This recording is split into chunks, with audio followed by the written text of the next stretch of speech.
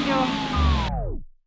So dati ako sa corporate world, tapos kaya lang gusto ko talaga kasi ng ibang ginagawa aside dun sa office, tapos gusto ko ng technology innovation.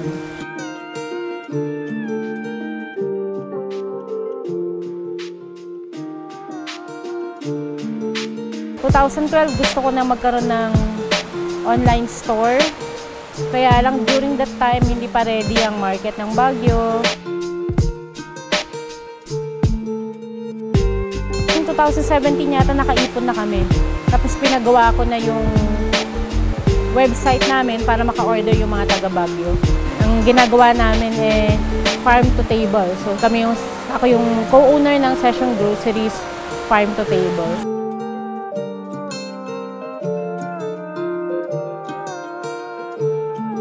Meron lang mga nakakonektang farmers sa amin, ang tawag namin sa kanila partner farmers.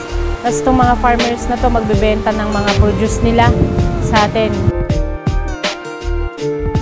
Yung dati, kasi magsasaka lang siya, tapos dadaan sa 7 traders, from 7 traders, papupunta sa customer. So yung 7 yun, parang wala namang mali sa pagiging trader. It's just yung system kasi parang kailangan maliit na maliit yung mapunta sa farmer para maraming mapunta in between.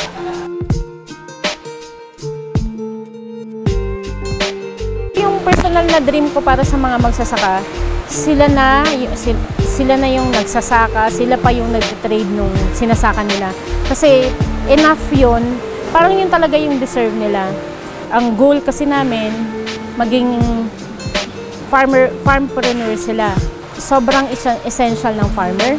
Kasi kung wala sila, wala rin naman tayong makakain. Ang dream ko talaga, pinakamalaking pangarap ko is yung mga magsasaka yumaman, para makapag-encourage tayo ng younger generation para ituloy ang farming.